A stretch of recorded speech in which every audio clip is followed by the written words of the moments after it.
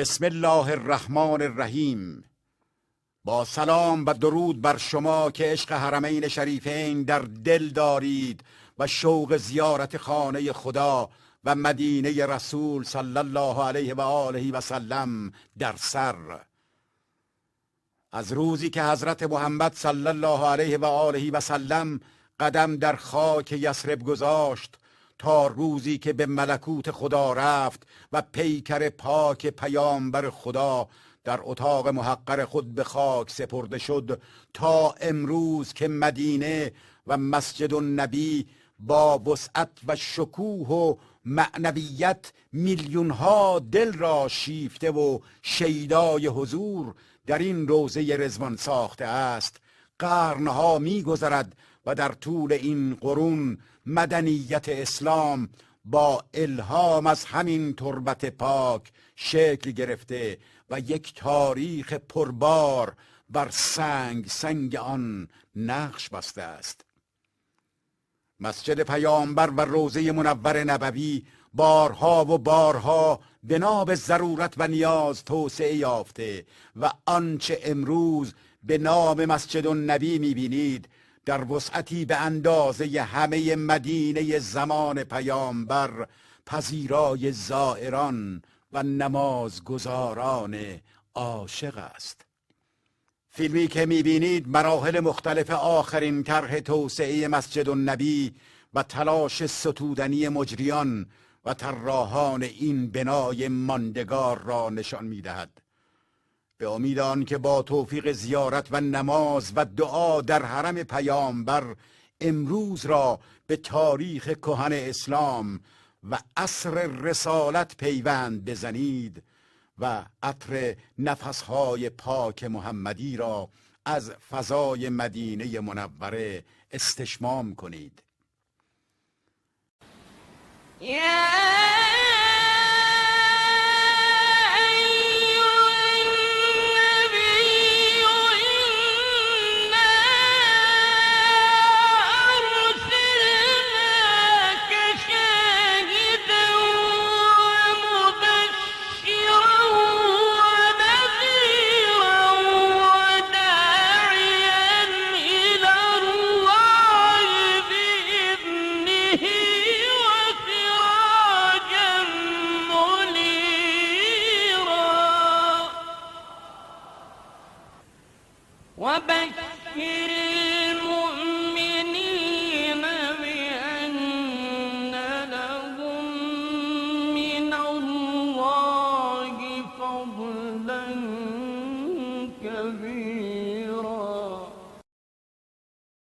ای پیامبر، ما تو را فرستادیم تا شاهد و مژده دهنده و بیم دهنده باشی و مردم را به فرمان خدا به سوی او بخوانی و چراغی تابناک باشی و مؤمنان را بشارت ده که از سوی خدا برای آنان فضیلتی بزرگ عنایت شده است.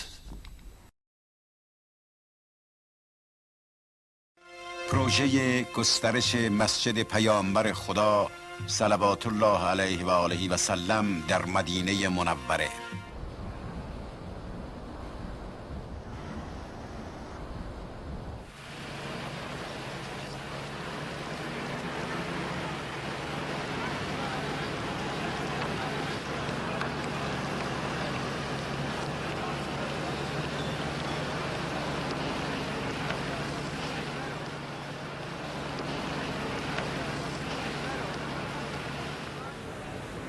خداوند مسجد پیامبر را در مدینه منوره برگزید تا بر اجر نمازگزاران و ستایشگران بیفزاید.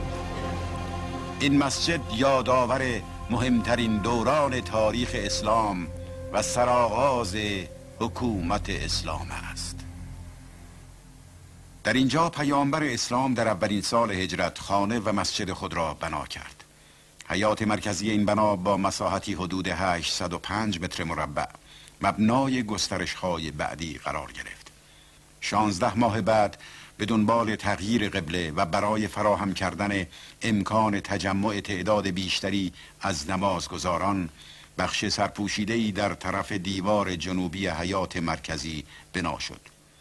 در سال 7 هجری پیامبر اکرم چندین اتاق به قسمت شرقی اضافه نمود و بدین ترتیب مساحت مسجد به 2475 متر مربع رسید. در سال 17 هجری عمر ابن الخطاب قسمت‌های دیگری به مسجد اضافه کرد و در سالهای 29 و 30 هجری عثمان ابن عفان نه تنها مسجد را گسترش داد بلکه قسمت‌هایی از بنای اصلی را نیز با مصالح با دوام‌تر بازسازی کرد. بین سالهای 88 تا 91 هجری مسجد به دستور ولید ابن عبدالملک به خاطر آرامگاه پیامبر گسترش بیشتری یافت و برای اولین بار مناره ها بر آن افزوده شد. در سال 162 هجری خلیفه عباسی المهدی مسجد را در قسمت شمالی گسترش داد. بین سالهای 879 تا 895 هجری قمری سلطان قائدبای مسجد را از طرف شرق وسعت داد و گنبدی سنگی بر آرامگاه پیامبر بنا کرد. در دوران سلطان محمد دوم این گنبد بازسازی شد و در سال 1253 هجری قمری آن را به رنگ سبز درآوردند و سلطان عبدالمجید بخش‌هایی در قسمت شمالی و شرقی به مسجد اضافه کرد. در دستنوشته‌ای که از سال 1275 هجری قمری بر جای مانده از 5 مناره در مسجد یاد شده است. تا یک قرن بعد مسجد تقریباً دست نخورده باقی ماند، اگرچه بر تعداد زائران پیوسته افزوده می‌شد.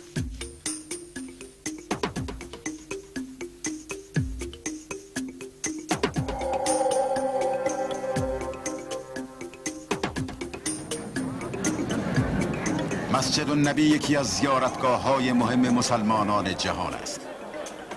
در سال 1368 هجری قمری افزایش شمار عظیم زائران سبب گردید که بخش جدیدی به مسجد اضافه شود. در سال 1372 هجری قمری نخستین سنگ بنای این قسمت گذاشته شد و عملیات توسعه و گسترش آغاز گردید. در آن زمان تجهیزات و امکانات ساختمانسازی بسیار محدود بود و بسیاری از کارها می بایستی با دست انجام می شد. اما استقبال عمومی برای ساختن مسجد به قدری زیاد بود که پروژه در مدت 5 سال به پایان رسید. با اجرای این طرح زیربنای مسجد به 3 برابر افزایش یافت. اما اتمام این پروژه همزمان با تحولاتی بود که مسجد النبی و شهر مدینه را با موج عظیمتری از زائران روبرو می ساخت.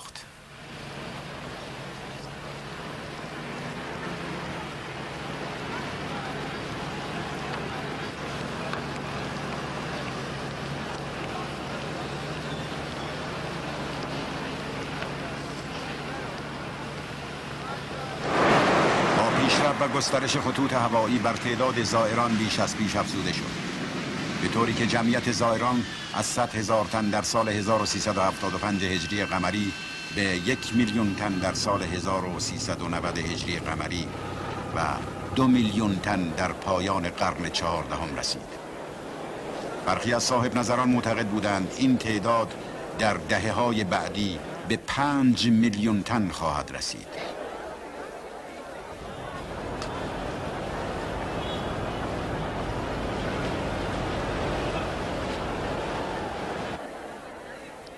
در سال 1393 هجری قمری سایبان‌هایی برای مسجد ساخته شد تا زائران را که روز به روز بر شمار آنان افزوده میشد در خود جای دهد.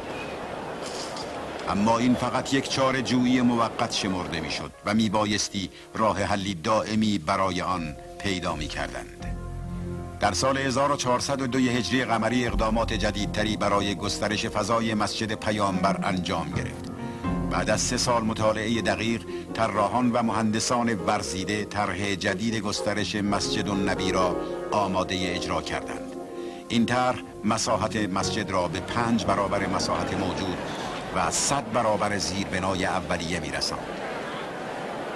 در 9 صفر 1405 هجری اولین سنگ اجرای این طرح عظیم و بی سابقه برای مسجد گذاشته شد. برای اجرای این طرح عظیم فقط 6 سال وقت تعیین شده بود. عالی ترین مصالح و پیشرفته ترین فنون معماری در ساختمان آن به کار گرفته شد. هدف اصلی این طرح ایجاد مرکزی با بهترین تجهیزات برای عرضه بهترین خدمات به زائران و همچنین شهروندان بود. بنابراین این طرح جامع که مدینه منوره را نیز در بر می گرفت پیشنهاد شد.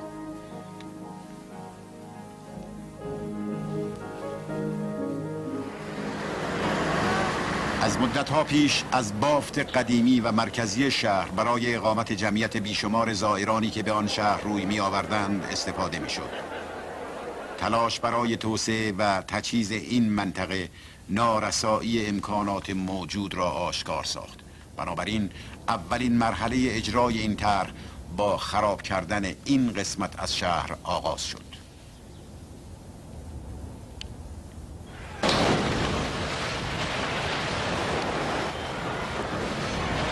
تمامی عملیات تخریب بدون استفاده از مواد منفجره انجام شد. ساختمان‌های قدیمی این منطقه با گلی که با برگ نخل قوام یافته بود ساخته شده بود و به آسانی ویران می‌شد. اما تخریب ساختمان‌های جدید که با بتون مسلح ساخته شده بود با مشکلات زیاد و خطرات بسیار همراه بود. راه حلی که مهندسان به آن دست یافتند این بود که سازه بنا را به میزان حساب شده سوس کنند و سپس با بولدوزر و کابل پایه‌های باقی مانده را آنقدر بکشند تا ساختمان فرو ریزد.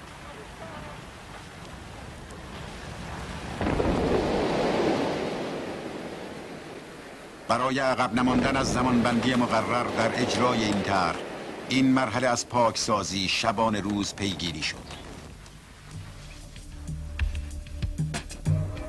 همزمان با اجرای عملیات تخریب و پاکسازی منطقه، تلاش‌های لازم برای جلوگیری از هر گونه مزاحمت از ساکنان و شهروندان و ادامه زندگی روزمره مردم شهر به عمل می آمد.